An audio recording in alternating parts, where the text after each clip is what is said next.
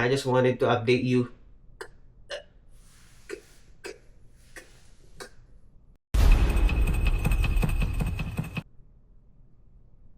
Please, no! No! No! No! Guys. Na yung content na ginawa ko na January 19, ito na siya ngayon.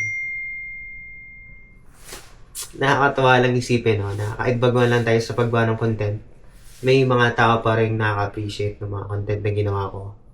Mga reacts, comments, and shares nyo, yun ang nagbibigay sa akin ng motivation para magpatuloy pa sa paggawa ng mga contents.